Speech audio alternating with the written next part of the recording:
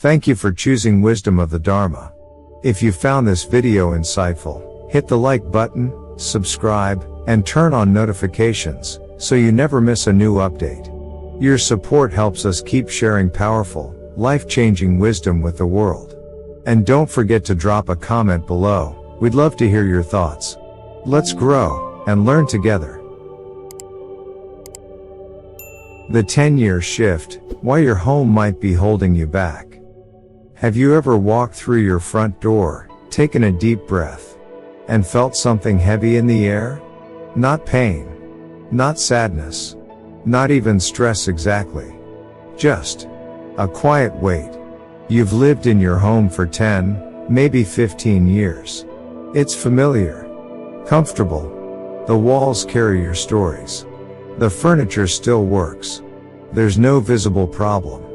And yet, something inside that space no longer feels as light as it used to. You work just as hard. You eat well. You sleep enough hours. But the spark feels dimmed. Projects stall. Energy drains faster. And without any clear reason, your inner peace begins to dissolve, slowly, like a candle left to burn without attention. What if the reason isn't you? What if the reason is the home itself? At Wisdom of the Dharma, we explore not just the teachings of ancient philosophy, but how they live and breathe inside modern life. And today, we're diving into a simple but profound truth rooted in both Buddhist wisdom and Feng Shui. Your home absorbs your karma.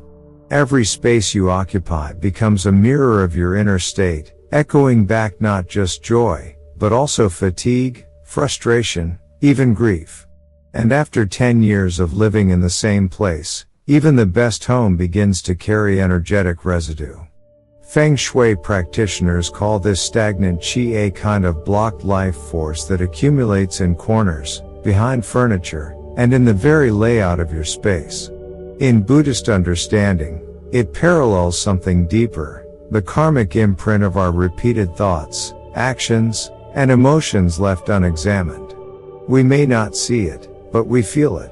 And after a full decade, the home becomes more than a shelter. It becomes a living archive of who we were, and sometimes, that version of us is no longer who we are meant to be. That's why many spiritual lineages, from Zen temples to traditional Taoist households, perform seasonal space-clearing rituals, not because the house is broken, but because the energy within it has completed a cycle. In today's video, you'll discover what happens when we allow a space to stay unchanged for too long. And more importantly, you'll learn how even one small change, a shifted piece of furniture, a refreshed object, or a quietly placed intention, can reset the entire vibration of a home. But this is not just about redesign or home improvement. This is about realignment. You'll see how stale energy affects your health, your family dynamics, and even your financial flow. We'll walk room by room, not to criticize what's wrong, but to gently awaken what's been asleep. You'll hear real stories of transformation, of people who didn't move houses, but moved energy, and how everything changed after. And by the end, you'll know this. You don't need to buy a new home. You don't need to knock down walls. Sometimes, all it takes is one mindful shift, rooted in awareness, guided by intention, and carried out with love. So before we begin, I invite you to set your own intention. Close your eyes for just a moment. Picture the space you live in. Ask yourself, not with judgment, but with presence. Where does the energy feel heavy? Where does my home need to breathe again? And when you're ready, let's begin. Part 1, the Dharma of Home Energy. What happens after 10 years? When we think about energy, we often imagine something abstract, like electricity, or maybe mood. But energy is much more personal than that. It's in the way we move through our days, the thoughts we repeat, the conversations that echo long after they're over. And just like we leave fingerprints on objects, we leave energetic imprints on spaces. Your home, over time, becomes a reflection of those imprints. In Buddhist philosophy, everything is impermanent, nothing stays the same. But there's a paradox we often forget. While the world changes constantly, we're the ones who sometimes resist that change. We settle into routines. We repeat patterns. And when we live in the same space for 10 years or more, those patterns start to settle into the walls. 10 years is more than just a number. In both Feng Shui and spiritual teachings, a decade represents the completion of an energetic cycle. Think of it like a karmic loop, a full rotation of seasons, emotions, experiences, and energies. It's a chapter of your life that your home has witnessed and silently absorbed. The space that once felt vibrant and alive may now feel strangely quiet. Not peaceful, just dull. You wake up, but don't feel rested. You sit down to work, but the ideas don't flow. You try to relax, but your chest feels tight for no reason. That's not coincidence. That's the home holding on to echoes of your old self. And here's something most people don't realize. Your home doesn't just reflect your energy, it can also amplify it. If you're stuck in thought patterns of fear, worry, regret, your home begins to store those vibrations. If you've endured heartbreak, burnout, or loss without renewal, that heaviness lingers in the environment. Over time, your space becomes a kind of energetic echo chamber, repeating what you've already outgrown. I once met a woman who said she hadn't cried in years, but felt deeply numb. Her career had plateaued. Her relationship was stable, but distant. Everything was fine, she said. But fine doesn't mean fulfilled. It wasn't until she moved a single large plant, one that had sat by her entryway for a decade, untouched and slowly wilting, that something changed. Within a week, her mood lifted. She didn't know why at first. But the act of moving that one neglected object broke a silent spell. It allowed something new to flow in.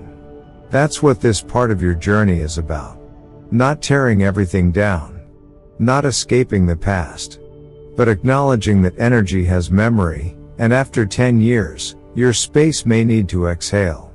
The Dharma teaches us that everything is in relationship. You and your home are not separate.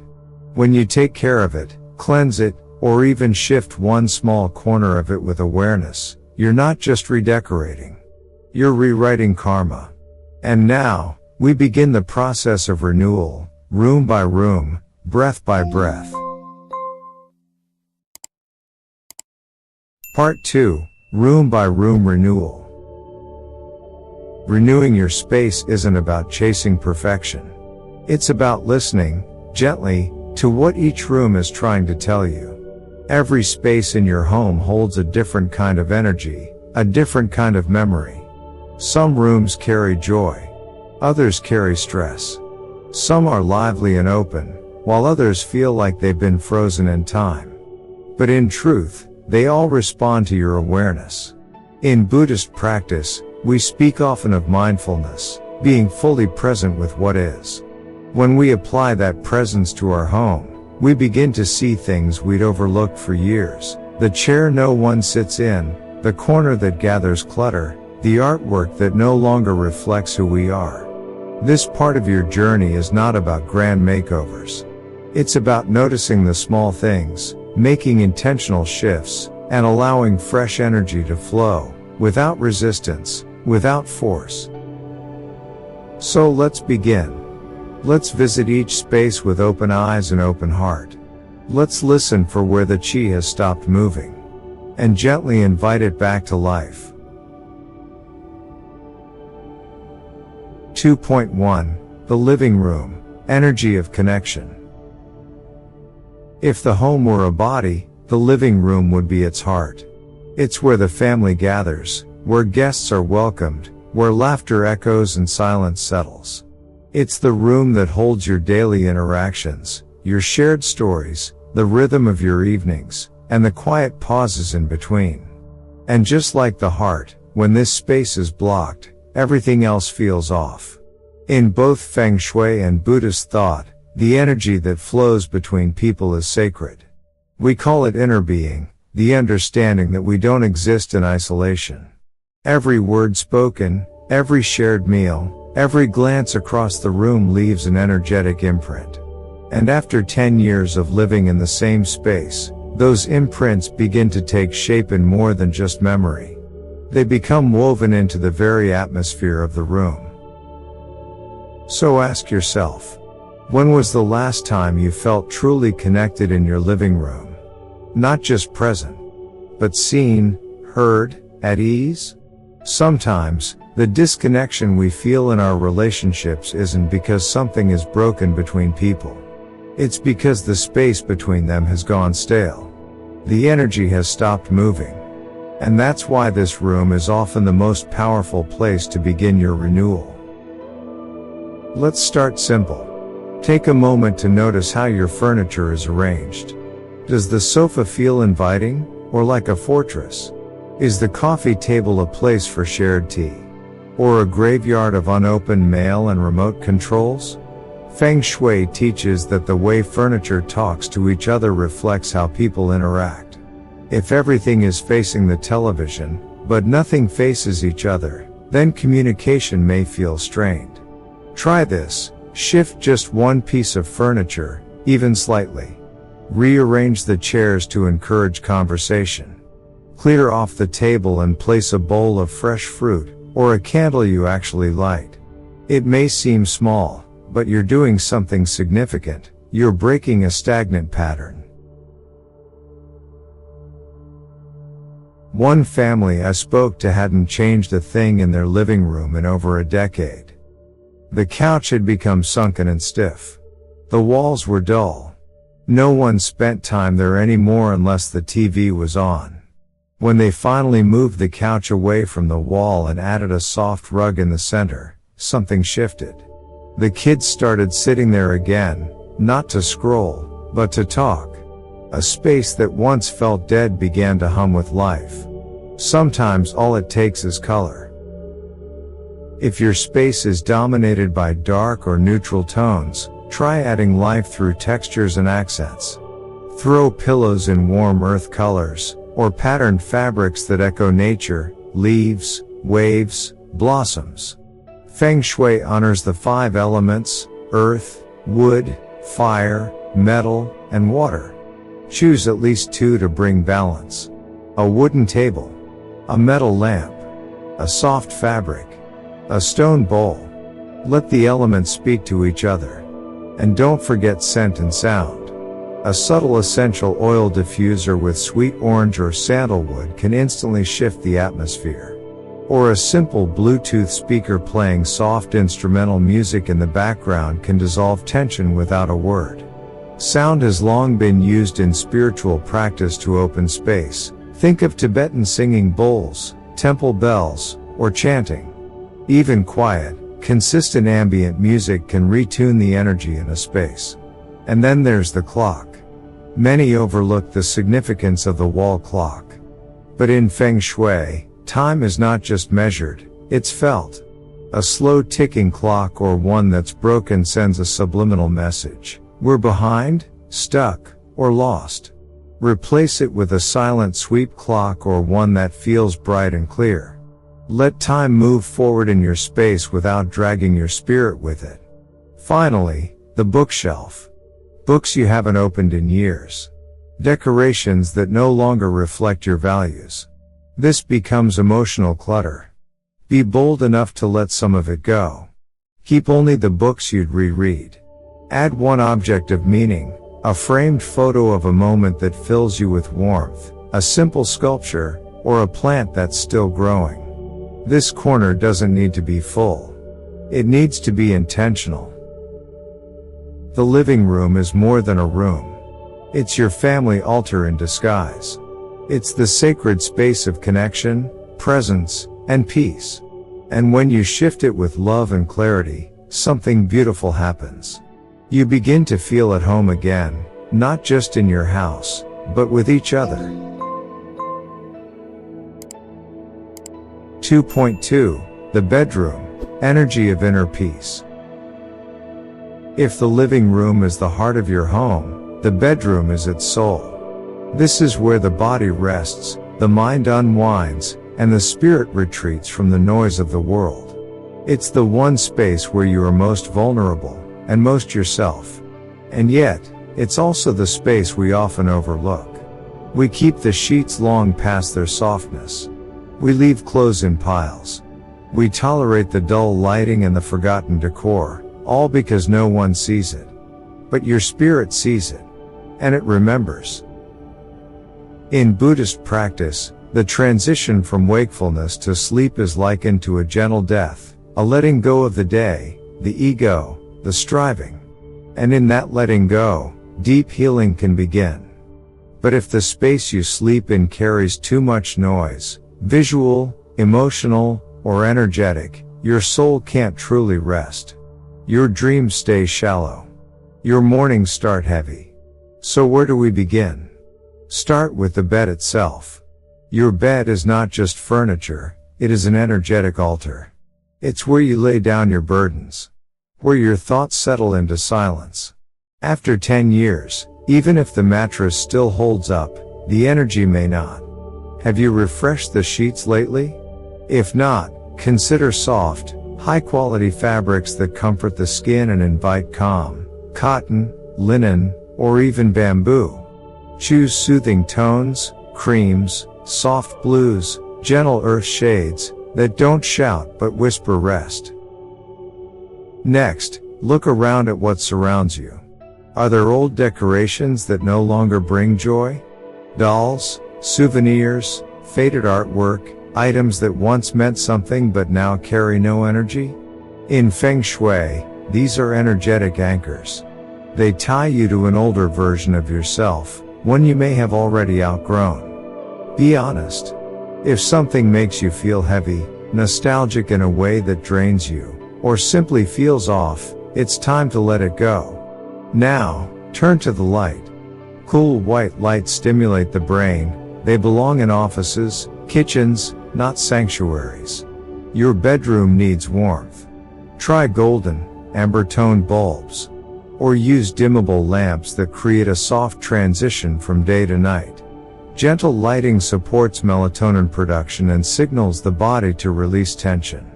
This simple shift can improve your sleep more than any supplement ever could. There's one often overlooked detail, the mirror. In both Feng Shui and psychology, a mirror facing your bed can create subtle unease. The reflection introduces a sense of being watched, even in sleep. If you've been waking up anxious, disturbed, or unusually alert during the night, check your mirrors. A simple repositioning or covering at night can bring instant peace. And don't forget scent. Scent speaks directly to the subconscious. It's one of the fastest ways to shift emotional energy. Instead of artificial air fresheners, try natural oils like lavender, cedarwood, or vanilla. These aren't just pleasant, they're grounding. They tell your nervous system, you're safe now. You can let go. Ultimately, the bedroom is where you return to yourself. It's where healing begins without effort. Where your breath deepens. Where your spirit softens. So treat it like the sacred space it is. Not with extravagance, but with mindfulness. Not by filling it with more, but by giving it space to breathe. Because when your bedroom holds peace, you carry that peace into everything else you do. 2.3. The kitchen, energy of nourishment. There's a quiet sacredness to the kitchen, one that often goes unspoken. It's not just the place where meals are prepared. It's where nourishment begins. Where love takes shape in the form of warm soup, fresh fruit, or a cup of tea placed gently on the table. In many spiritual traditions, including Buddhist monastic life, preparing food is a practice of mindfulness. Each chop, each stir, each breath becomes a meditation. A form of service. A quiet offering. And yet, in most modern homes, the kitchen becomes chaotic. stacks of dishes, forgotten gadgets, cracked mugs shoved into corners. We move through it not with reverence, but with urgency, grabbing, rushing, cleaning just enough to function. But what if your kitchen could be more than functional? What if it could be a sanctuary? In Feng Shui, the kitchen is the seat of your household's vitality. It represents health, abundance, and emotional flow. And when it's neglected, even slightly, it can disrupt not just digestion, but also mood, motivation, and prosperity. So begin here, simply, remove what no longer serves. That broken blender? That dusty rice cooker you haven't touched in years? Let them go. Objects that no longer work hold stale energy. They signal to the subconscious, this space is blocked. When you release them, you make room, not just on the counter, but in your life. Next, look to the small items that quietly set the tone. Old, stained pot holders, faded tablecloths, mismatched spice jars. These are easy to overlook, but they speak volumes. Refreshing these details, perhaps with a soft woven mat, matching spice jars, or even a hand-picked bowl of fruit, can subtly shift the emotional landscape of your kitchen. And don't underestimate the power of the refrigerator. It may seem purely mechanical, but in Feng Shui, your fridge holds the energy of your nourishment. Is it overstuffed? Filled with expired sauces or forgotten leftovers? Take time to clean it intentionally. Wipe the shelves. Organize your food with clarity and care. When you respect the source of your nourishment, you create space for your body to heal, and for your family to thrive. Now, consider what's invisible. In Buddhist teachings, intention is everything. If you cook with frustration, the food carries it. If you clean with resentment, the energy lingers. But if you infuse each action with awareness, even something as simple as stirring rice, you create a subtle blessing. There's a story I remember from a small retreat kitchen. A monk was preparing vegetables slowly, almost prayerfully. Someone asked him why he moved so slowly. He smiled and said, "I'm not just making lunch. I'm feeding peace." What if you approached your own kitchen that way? Add one element of beauty. One symbol of mindfulness. A small plant near the window. A candle you light before preparing food. A bell you ring softly before eating. Let your kitchen become not just a room of action, but a room of presence. Because when the energy of your kitchen is alive, your body knows. Your spirit knows. Meals become medicine. Conversations become warmer. Life slows down, just enough to taste it. In the end, the kitchen reminds us. Nourishment isn't just about food, it's about how we give, receive, and honor life itself. 2.4 The Home Office, Energy of Vision and Growth. There's something uniquely personal about a workspace. It's where ideas are born, decisions are made, and goals take root. Whether you work from home full-time, or simply use your office for writing, planning, or study, it is a sacred space of mental energy. And like all sacred spaces, it must be treated with intention. Yet for many, the home office becomes a place of frustration. The desk is cluttered. The cords are tangled. The corners are filled with abandoned paperwork, old tech, or items we don't know where else to store. And then we wonder why creativity stalls. Why focus fades. Why motivation never quite lasts. But energy follows attention. And when our workspace is overlooked, our vision becomes cloudy. In both Feng Shui and Buddhist thought, clarity is essential. Clarity in the environment cultivates clarity of mind. That's why temples are kept minimal, clean, and ordered, not to impress, but to create mental spaciousness. Your home office can, and should, offer the same. Start with the desk. This is the foundation. The surface where your hands land each day. Where your mind begins to engage. If it's chipped, faded, or dull, it can drain your energy without you even realizing it. But you don't need a new desk, just a refresh. Try covering the surface with a light wood texture contact paper. Add a smooth desk mat. Clear everything off, then place back only what serves your current work. A candle. A small plant. A cup you love. Nothing more. Then, the chair. We often underestimate how much our seat affects our state. In Buddhist meditation halls, the cushion is treated with reverence. Why? Because it holds the body in stillness, and stillness is what allows insight to arise. Your chair should support you, not just ergonomically, but energetically. If it wobbles, creaks, or feels unstable, your mind will reflect that. Choose one that makes you feel grounded. Or if your work requires more creative movement, go for something that offers a bit of flexibility, like a gentle swivel.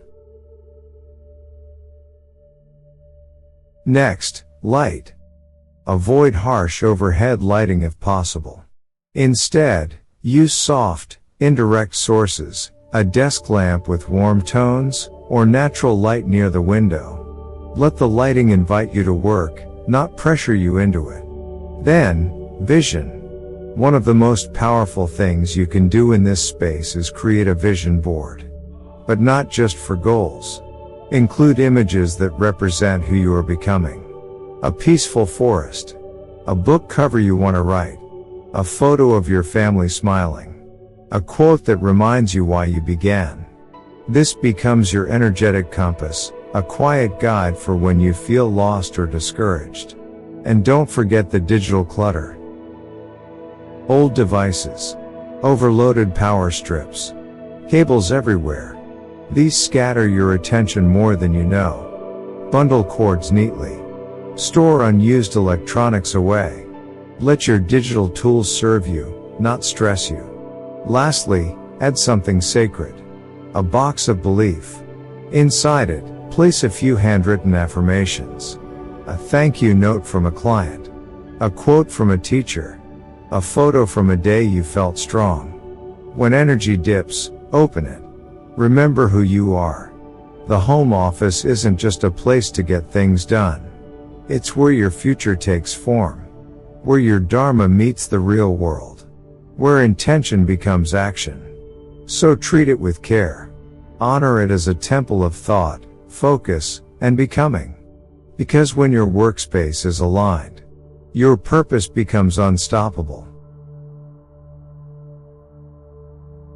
2.5 Entryway and Balcony, Energy of Invitation and Flow. Before energy can nourish the body, or inspiration can nourish the mind, it must first be welcomed in. That's the role of the entryway, the front porch, the balcony. These are not just transitional spaces, they are the gateways of Qi, the thresholds between the outer world and your inner sanctuary. In Feng Shui, the entry is known as the mouth of Qi, the point where all energy enters your home. And in Buddhist practice, thresholds hold deep spiritual significance. They mark the shift from outer distraction to inner awareness. From the noisy to the sacred. That's why temples have gateways. That's why we bow when we enter. So ask yourself, what is the first thing energy encounters when it approaches your home? A cluttered hallway? Faded shoes by the door? A dim, dusty light? Without realizing it, many of us create silent resistance at our entry. And when we block the flow in, we block the blessings before they can even arrive. To shift this, begin with a gesture of cleansing. Wipe your door and threshold with warm water mixed with sea salt and citrus, perhaps orange peel or a drop of essential oil like lemongrass or cinnamon. Do it slowly, with presence. As you clean, mentally say, may all heaviness be lifted. May fresh energy enter here. This is more than housekeeping. It's a ritual of energetic invitation. Next, consider the lighting. A soft porch light, especially one that turns on as you arrive, creates a sense of welcome, not only to guests but to your own spirit. Light in Buddhist teachings symbolizes clarity, awareness, and compassion. When your entrance glows gently in the dark, it tells the world, this is a home of peace. Then, turn to movement and sound. A small wind chime made of bamboo, ceramic, or metal placed near your doorway or balcony catches the breeze and awakens the chi. With every gentle ring, it announces, this home is alive. Don't choose one that is too loud or sharp. Let it feel soft, like the breath of nature reminding you to stay open. On the balcony or porch, add texture underfoot. Wooden tiles, river stones, or a woven outdoor mat allow your body to sense transition. It's a way of saying, you're stepping into something sacred now.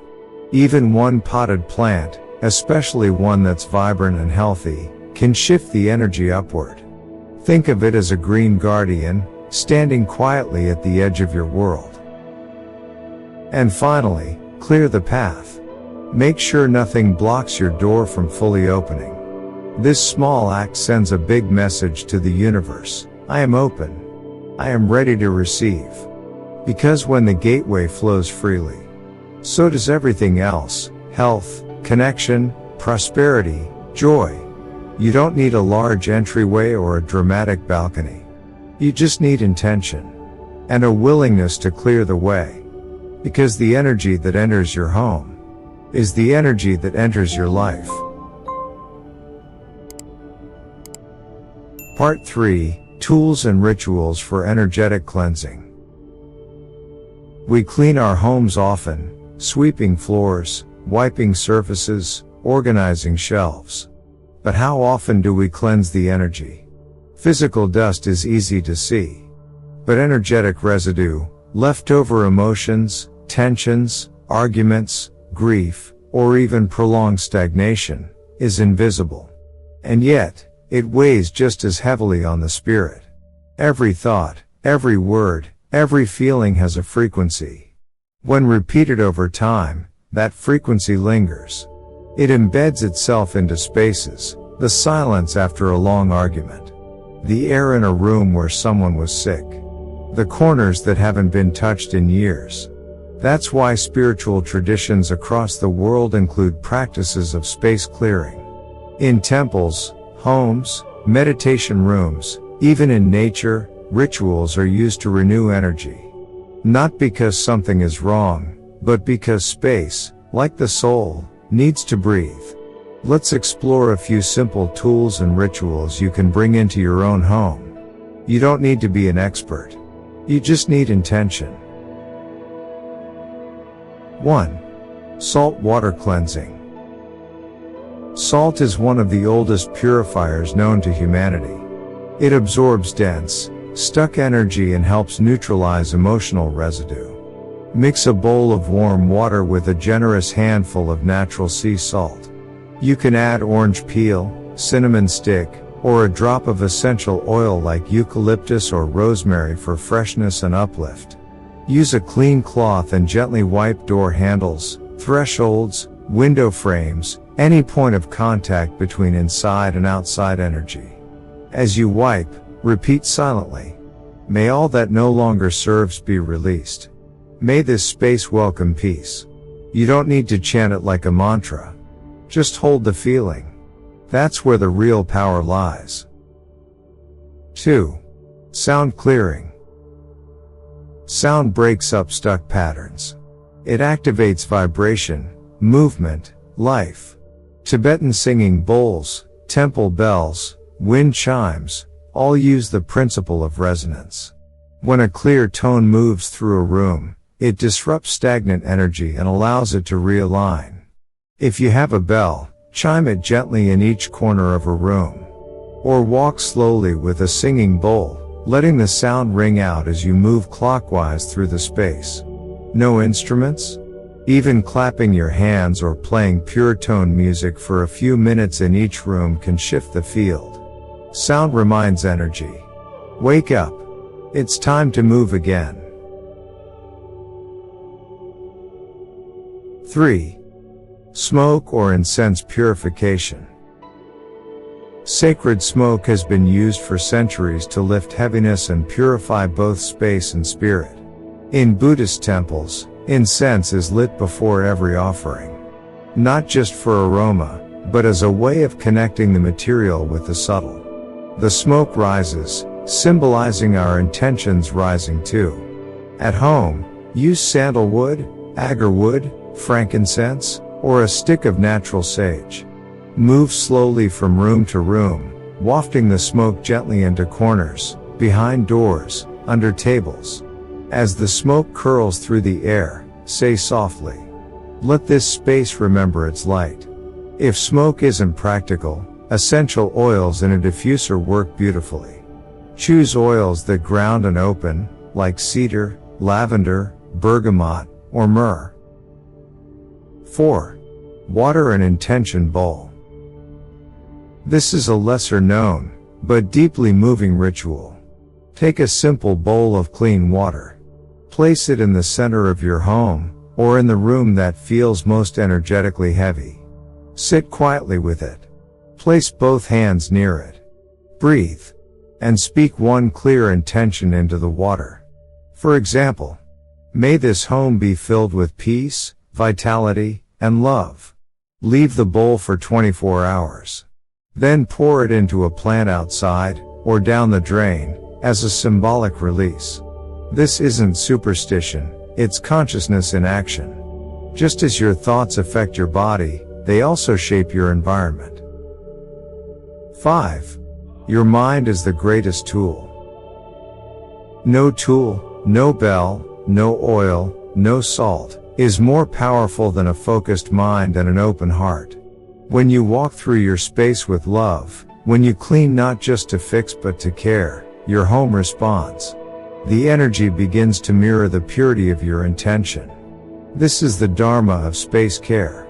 We tend to the outer world, to reveal the stillness of the inner one.